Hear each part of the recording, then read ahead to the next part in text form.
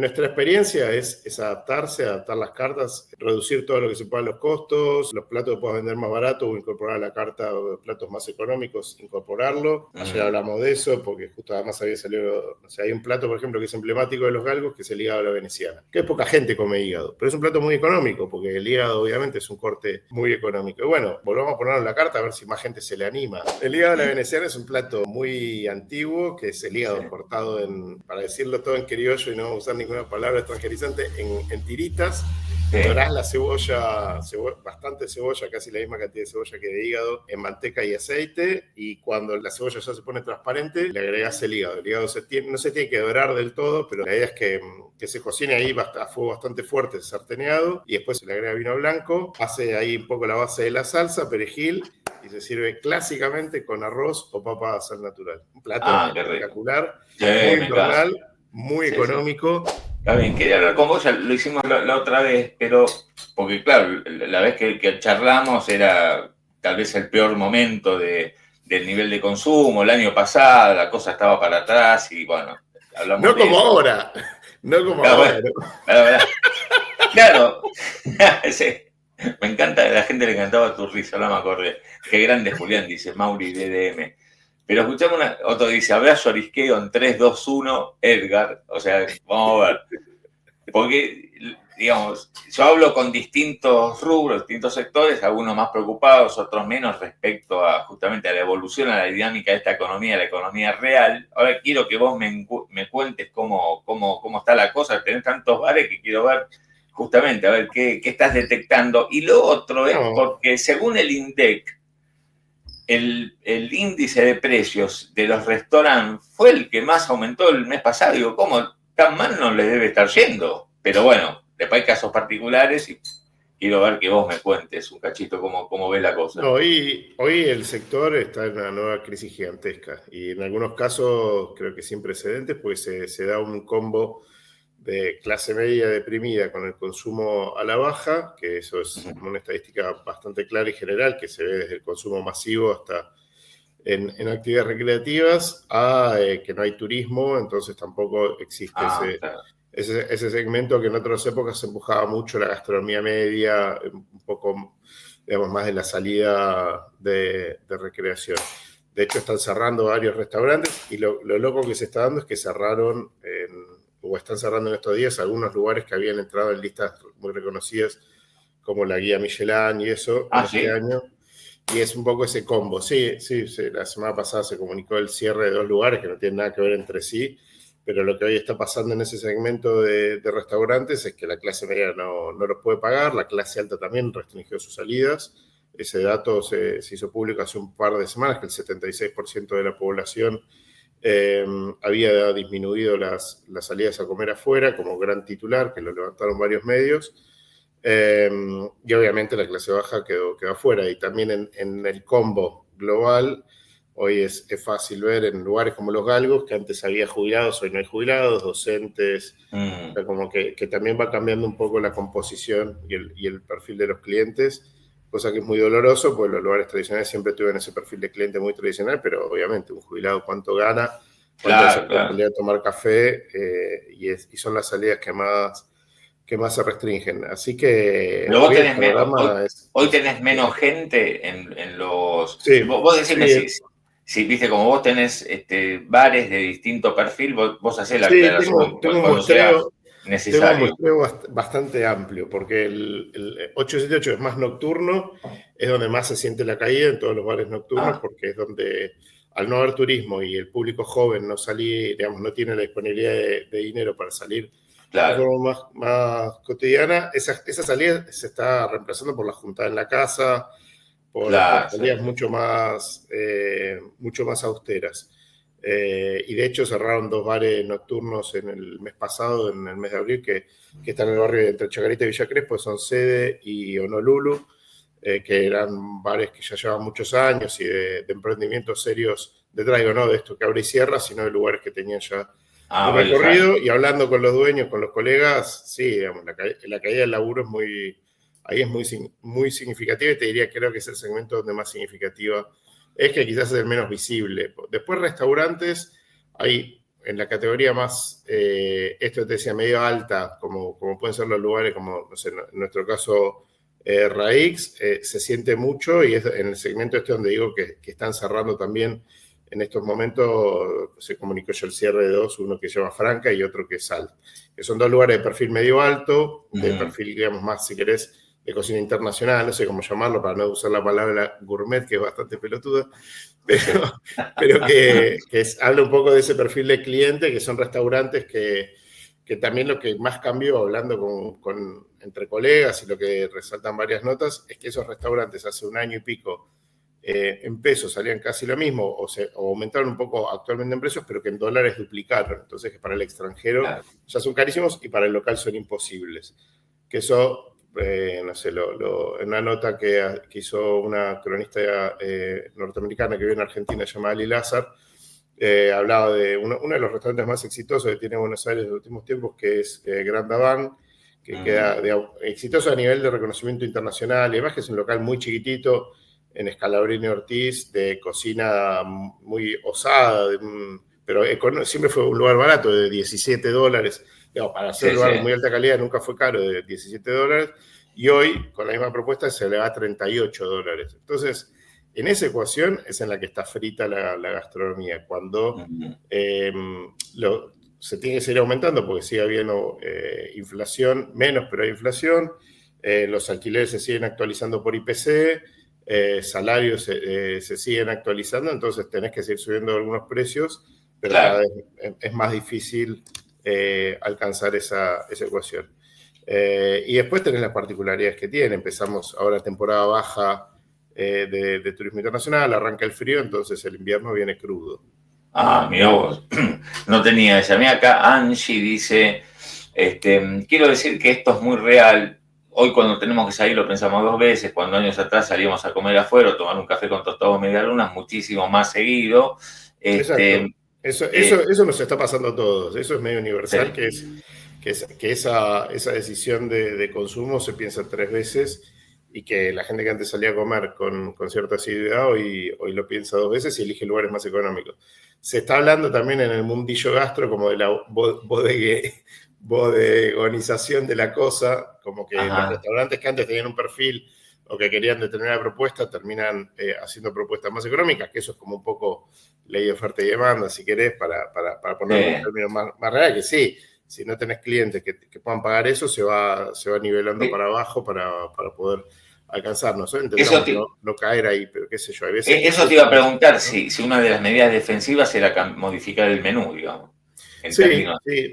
Sí, porque eso siempre es parte de la gracia de la gastronomía, tener cierta creatividad metida ahí. Si vos te quedás no, yo sirvo lomo a la pimienta, bueno, no sé, hoy lomo a la pimienta debería salir 60 lucas un plato, no tiene ningún sentido. Entonces, eso a nosotros siempre nos pasa y siempre vas adaptando, porque también Argentina es muy cambiante. Hay momentos donde hay cortes que son prohibitivos y hay momentos donde bajan los precios por miles de razones, hasta cortes que se importan o que por exportarse suben de precio, como pasa con un montón de cortes que o puede ser cuota Hilton, o que algunos países... O sea, había pasado hace un par de años con la lengua. Argentina empezó a exportar lengua, y la lengua en Argentina, que siempre fue algo muy barato, pasó a ser carísimo.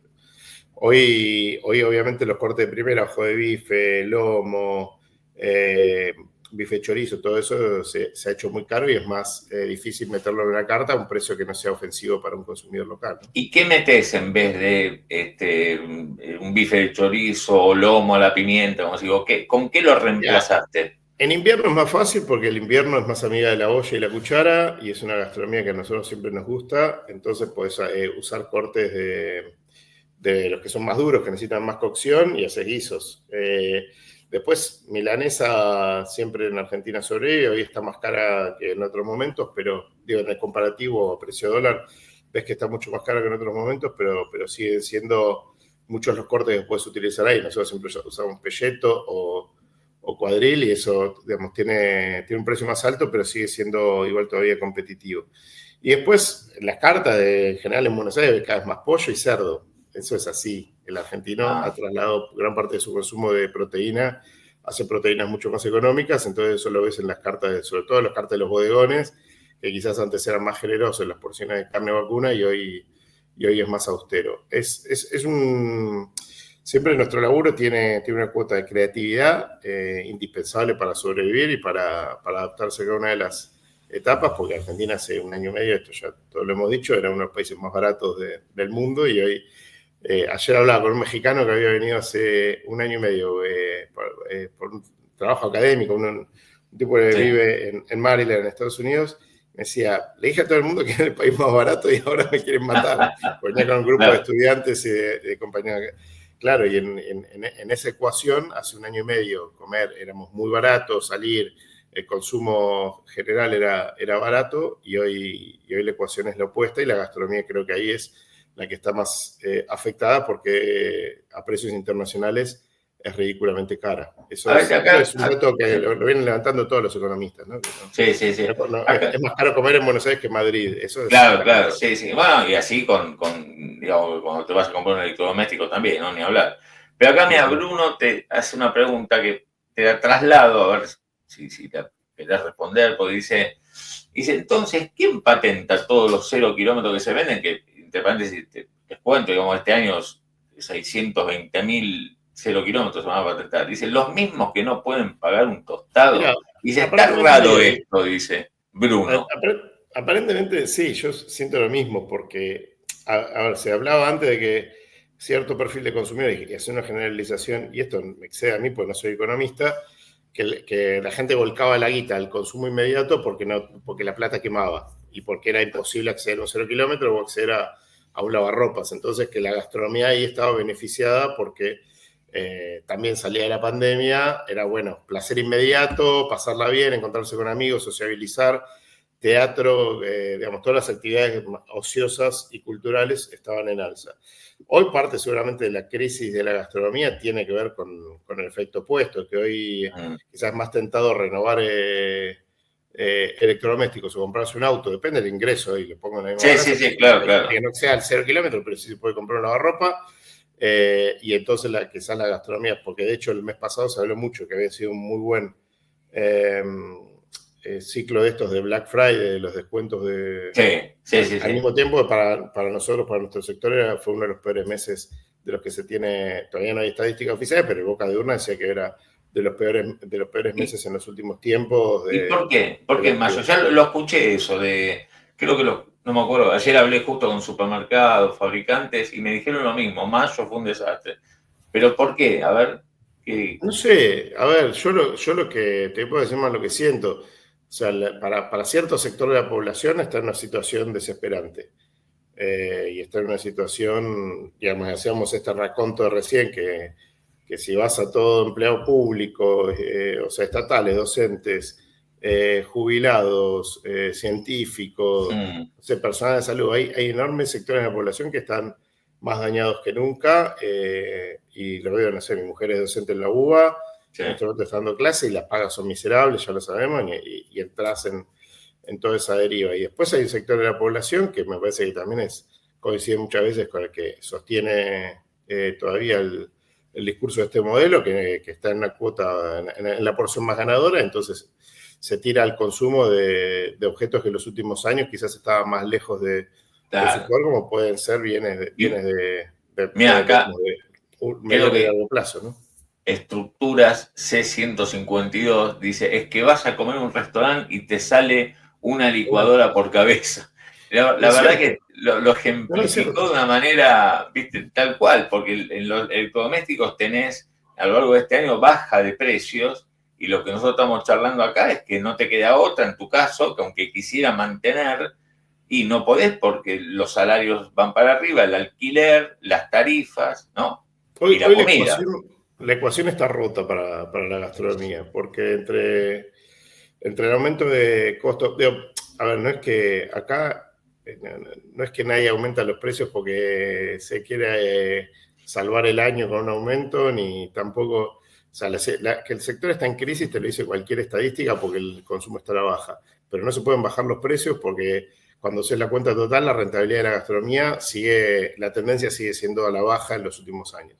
Entonces, hay algo que está roto de la ecuación. que hoy, sinceramente, yo no sé cómo se soluciona. Digamos. Yo para mí ver, la gastronomía en mediodía lo hago hace 25 años y te rompes la cabeza para que funcione y para que la gente se vaya contenta y dar de comer, que es lo que a uno le gusta.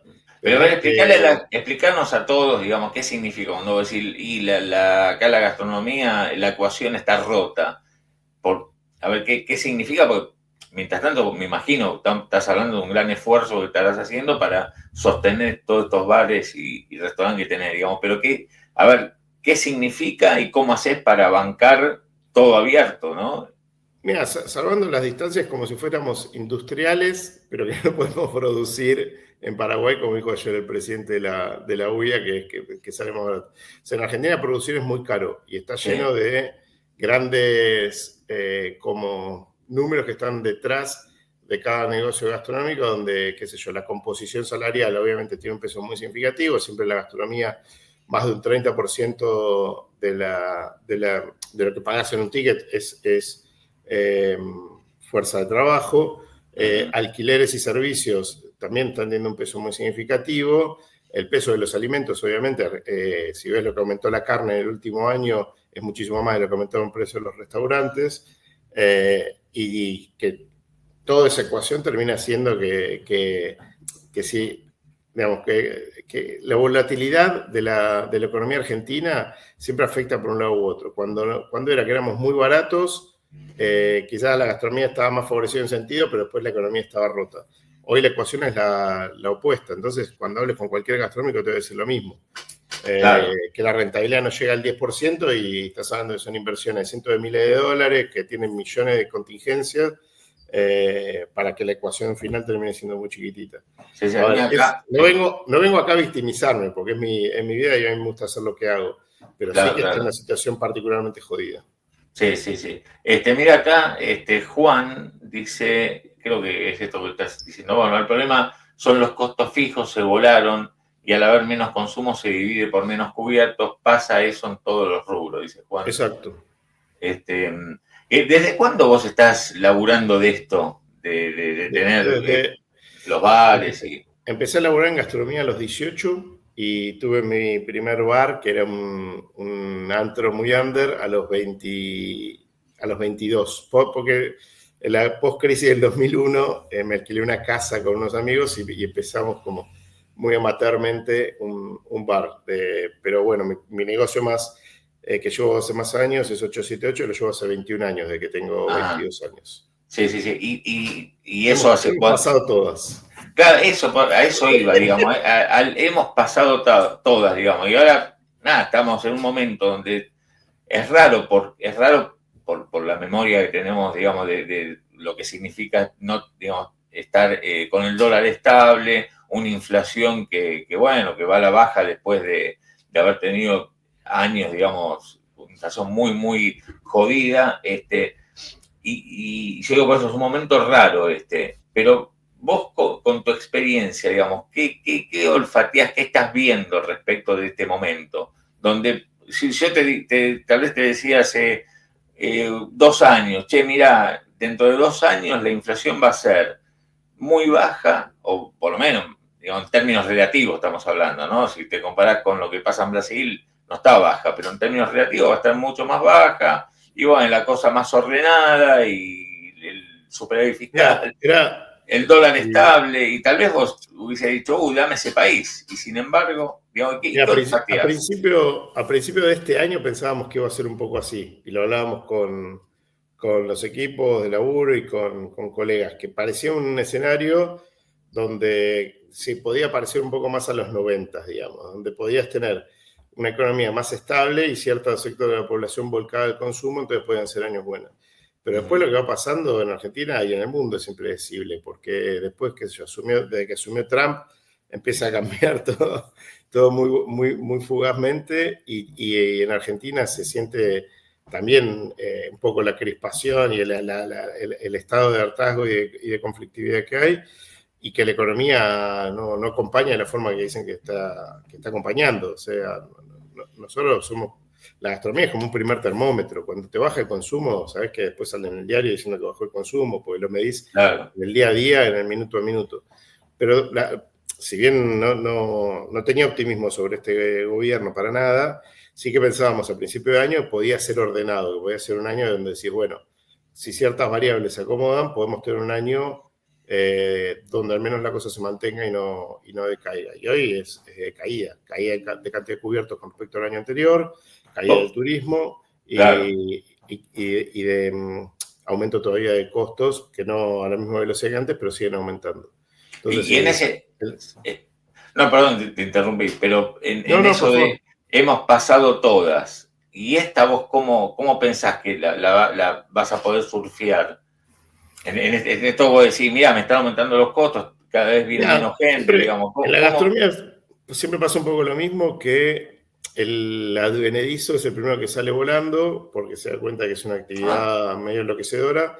Los que estamos esto de por vida te la bancás porque tenés puesta la vida ahí, porque lleva mucho tiempo armar y mucha inversión armar locales y equipos de laburo. Entonces laburás con la rentabilidad a la baja o en algunos casos bancando del bolsillo los negocios, no hay mucha vuelta. Nosotros tenemos negocios que han caído más de un 30-35%, y negocios que han caído menos, en el orden del 15% contra el año pasado. Entonces, bueno, amortiguás, y yo también tengo bastante cintura ya en eso como para poder aguantar. Porque después tenés, qué sé yo, en mayo tuvimos un día un corte de luz total en el centro, viernes a la noche los galgos cerrados. Sí, También sí. también es una actividad que tiene un nivel de locura muy importante, digo, como que... Sí. Y bueno, hoy la rompemos, vamos a laburar, hoy va a estar divino, tenemos un montón de reservas, y se corta la luz en el centro y te pones a llorar. Claro, sí, vi. ¿A quién le echas la culpa? Ahí, bueno, a las prestadoras de servicios nada más. Pero no, Sí. en nuestra experiencia es adaptarse, adaptar las cartas, reducir todo lo que se pueda los costos, los platos que puedas vender más barato o incorporar a la carta platos más económicos, incorporarlo. Ayer hablamos de eso porque justo además había salido, o sea, hay un plato, por ejemplo, que es emblemático de los galgos, que es el hígado a la veneciana, que poca gente come hígado, pero es un plato muy económico porque el hígado obviamente es un corte muy económico. Y bueno, volvamos a ponerlo en la carta a ver si más gente se le anima, era la charla. ¿Por qué? Porque son platos que tienen un bajo costo de materia prima, que tienen una historia además en la gastronomía argentina, que es lo que nosotros hacemos. Entonces siempre está unido a la parte cultural, la visión que nosotros tenemos de la gastronomía. No es que vamos a hacer hamburguesas porque ahora la carne está cara, entonces compremos carne picada. Claro. No, es buscarle la vuelta desde el lado más creativo posible, que siga teniendo el anclaje en la identidad y en la cultura de lo que hacemos, ¿no? Claro. ¿Qué es a la veneciana? ¿Cómo es el hígado a la veneciana? Hagamos un programa de cocina, Claudio. Bueno, vamos a preparar a continuación. No, pero porque no tengo idea. No, pero es súper interesante lo que contás. Esta es la hora en la que todos los canales tienen cocina. Sí. Y bueno, ponete el sombrero y te metes ahí un poco atrás. El hígado a la veneciana es un plato muy antiguo, que es el hígado cortado para decirlo todo en criollo y no usar ninguna palabra extranjerizante, en tiritas. Dorás la cebolla, bastante cebolla, casi la misma cantidad de cebolla que de hígado, en manteca y aceite, y cuando la cebolla ya se pone transparente, le agregás el hígado. El hígado no se tiene que dorar del todo, pero la idea es que se cocine ahí a fuego bastante fuerte, sarteneado, y después vino blanco. Se le agrega vino blanco, hace ahí un poco la base de la salsa, perejil, y se sirve clásicamente con arroz o papa sal natural. Un plato espectacular, muy normal, muy económico. Hay detractores del hígado, pero para los que amamos el hígado es un plato súper simple y muy fácil de hacer, muy rico. Sí, y no te patea el hígado, justamente. No, es muy sano. El hígado claro, es bonito, mucho hierro. Puro hierro y poca grasa. Acá Edgar dice, Serrucho, ¿le podrías preguntar por qué no se hace como en España, que a los mediodías te ponen menú de 10, 15 euros, por ejemplo, y eso que la presión impositiva allá es muy fuerte, dice Edgar? Edgar, la gastronomía en España, por ejemplo, tiene un IVA diferenciado del 10 o 10,5, o sea, la mitad de IVA. Y hay miles de diferencias que a mí me obsesionan. Argentina tiene un atraso tecnológico muy importante que hace que también sea mucho más caro, y tener tecnología en Argentina es más caro que tenerla en España. Entonces la amortización de esos equipos, por ejemplo, es muchísimo más costosa. Y ni hablar de la reposición, ¿no? Y el equipamiento en Argentina, por los costos de la importación, es casi el doble si vos querés comprar un buen horno o una buena máquina de café, por ejemplo. Claro, claro. Entonces, entre la diferencia que tenés impositiva, allá hay presión, pero allá se cumple. Acá en Argentina sabemos que los impuestos se piden más para que se pague un poco, viste, en medio de la lógica Claro. de la autopista. Te pongo el cartel de máxima 40 para que al menos vayas a 60. Sí. Y con los impuestos pasa lo mismo, que es un problema general, porque no es una decisión de un lugar, porque tiene que ver con la competitividad. Creo que esto acá alguna vez lo expliqué. Desde el momento en que uno solo ya está evadiendo impuestos, el local de enfrente es más barato que el tuyo, si vos pagás todos los impuestos pasás a ser mucho más caro y pasás a ser un chorro para el bar. Sí, eso es como que hasta que no haya una gran tregua en la gastronomía argentina, ¿sí? Muchachos, se bajan ciertos impuestos, pero el que no lo cumple va preso, que es lo que debería ocurrir, digamos, decir, listo, borrón y cuenta nueva, y un montón de otros sectores también, pues sabemos que Argentina tiene una inmensa parte de su economía en forma irregular, pasa eso. Pero respondiéndole más al hueso a Edgar, pasa eso. En España tenés impuestos reducidos porque la gastronomía genera enorme valor agregado y en España está considerado una actividad que tiene que ver con la cultura, y al mismo tiempo tenemos un atraso tecnológico que hace que todo en Argentina sea más caro. En España se lava a máquina y en Argentina se lava a mano. Claro. En España un horno produce el triple de pan en el mismo tiempo. Digamos, tenés miles. Y es un tema que a mí me obsesiona porque sí, armar un local con baja tecnología en Argentina termina siendo siempre una porquería, digo, y es como lo que vos ves cuando te metes en cualquier bolichito en España, para poner el ejemplo que ponía Edgar, y ves que tiene atrás, no sé, una heladerita divina arriba de la barra con todos los montaditos. Eso en Argentina es carísimo. Claro. Tengo una, pero fue por capricho mío. Y es que mira lo del... Lavar en una vajilla, no se usa en las vajillas que se usan en las casas. Una vajilla en Argentina estándar por un restaurante vale $5.000 y en España vale menos de 3.000 euros, 1.800 euros. Claro. Misma marca, mismo modelo, mismo todo.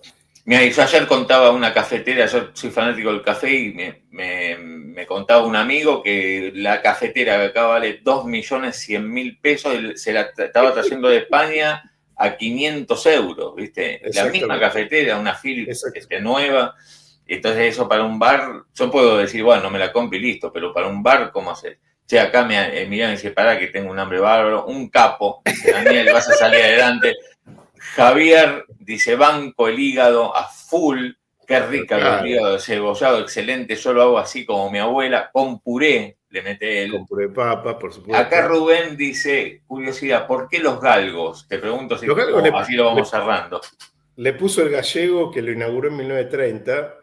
Supuestamente, y son todas, ya es parte de la mitología de los galgos, en 1930 los galgos eran un perro muy cheto y las clases altas tenían galgos. Era como una mascota, que de hecho, hay una historia que sí es real, documentada, que es que Gardel en uno de los viajes a Europa trae con lepera galgos y los pone en una película para poder venderlos.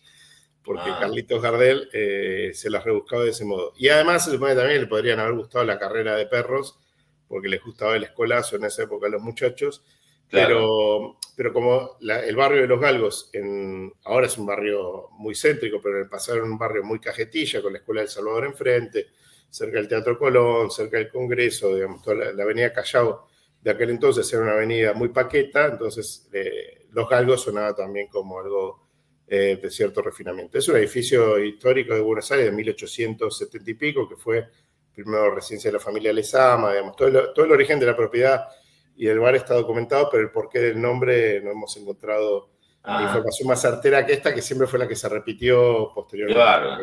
Sí.